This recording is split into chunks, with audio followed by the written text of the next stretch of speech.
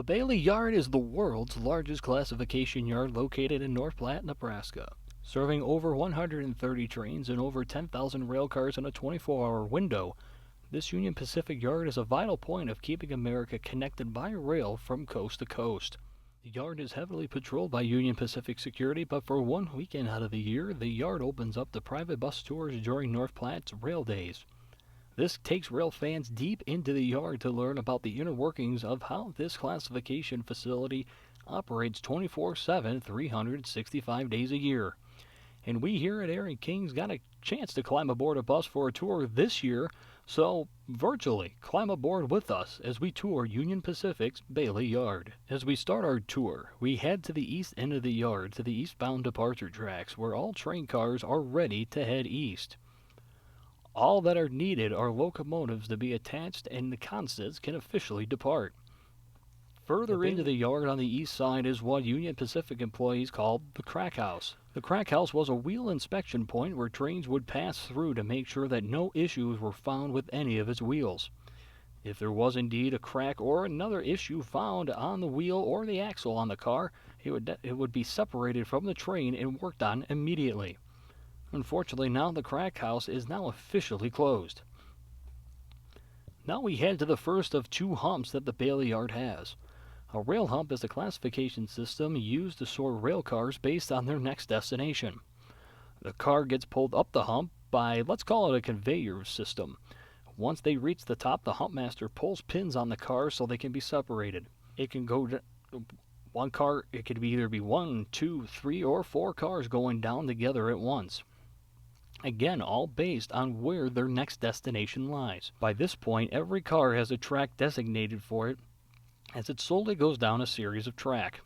Think of it as a giant game of Palinko at a fair where you would drop a ball from the top of a board and watch the ball bounce all the way down while hitting different pegs to a certain spot where it finally reaches a certain cubby at the bottom of the board.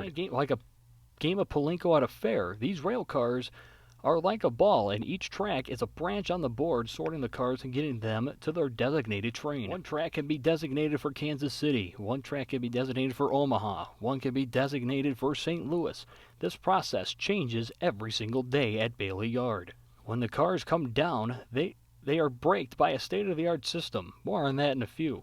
As we head over to Area 51 during the tour with our UFORM or Union Pacific employees, they told us that engineers and conductors can only work for 12 hours at a time. Once they hit either their 8 or 12 hours on the dot, they cannot go over by even 1 second. If that happens, the employee could be fired or the railroad could pay a heavy fine. For every 12 hours an employee works, they must get 10 hours of rest or more. So that means if a crew has been working for 11 hours and 59 minutes, well, that means they have to tie down their train, stop it, even if that's occupying multiple railroad crossings. Well, those crossings are blocked until a new crew checks in. Now to Area 51. No, not the secret U.S. military base in Nevada. Union Pacific's Area 51. At the peak of the millennium, the Bailey Yard saw 51 coal trains a day. That number has now been decreased, but the name still stands. What also stands is the last fully equipped and operating caboose in the Union Pacific system. Nicknamed Blizzard, the caboose is used during severe snowstorms to be the center between two remote-controlled units so crews can drive the locomotives around the yard while still sitting in a nice warm caboose. Unfortunately, this caboose will not be making any appearances at the end of freight trains anymore. To the east hump, remember when I said that every rail car going down the hump is braked by a unique system? Well, that system that's used is not just in North Platte, but it's just around the country, and they're called retarders. Retarders are a piece of equipment on the track that squeeze the wheels on the cars to slow them down as they go down the grade on the hump. Once the car is going down the grade, the only thing that can control the car is gravity. Now there is a speed limit for these cars heading down the ramp for their designated train. Cars can only travel between 1 and 4 miles an hour.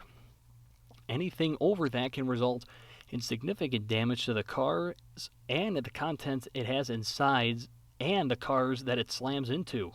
Now to the last leg on our tour is the Union Pacific locomotive shop. One of the biggest locomotive shops in the country that serves over 50 locomotives a day. And each locomotive that comes into the shop does not have the same problem as the previous locomotive did. This could be a cracked wheel, a problem with the engine, problem with its axles, or it could just need a new fresh coat of yellow paint. Any problem that a locomotive's ever had in the Union Pacific system, chances are it's been served and fixed at the Bailey Yard. And that's the whole tour as we come back to the Golden Spike Tower. The international tourist destination is a perfect place for every rail fan and has had guests from all 50 states in the United States and over 15 different nations. When you visit the Golden Spike Tower, it's just an elevator ride away from seeing a panoramic view of the world's largest classification yard. If you head up to the 7th floor, you can get some incredible views from the open observatory deck on the 7th floor. Heading up to the 8th floor, you can get even greater views of the yard while being inside and seeing also artifacts from old Union Pacific lines, locomotives, and equipment used in the yard. When you head back down to the main floor of the Golden Spike Tower, you can pick up some Union Pacific swag, Bailey Yard swag, or even a DVD on Union Pacific's classic steam locomotives or diesel engines, such as the Classic Centennial, which will be next up in AronKings' Union Pacific North Platte mini documentary series. Until then, thanks for watching, and we hope you enjoyed this virtual trip of Union Pacific's Bailey Yard in North Platte, Nebraska. Until the next video, we hope you share, comment, and subscribe to the channel, and we will see you next time.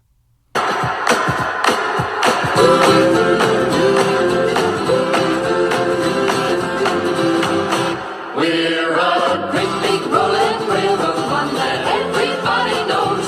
We were born of gold and silver spikes 100 years ago. We're a million miles of history, a shining in the sun. We're the Union Pacific, and our story's just begun. From the Great Plains of Nebraska to the California seas, from the summits of the Rockies to the mighty redwood trees. We're 1,000 wheels of freight train here, the diesel engine's power. We're the Union Pacific, doing 90 miles an hour.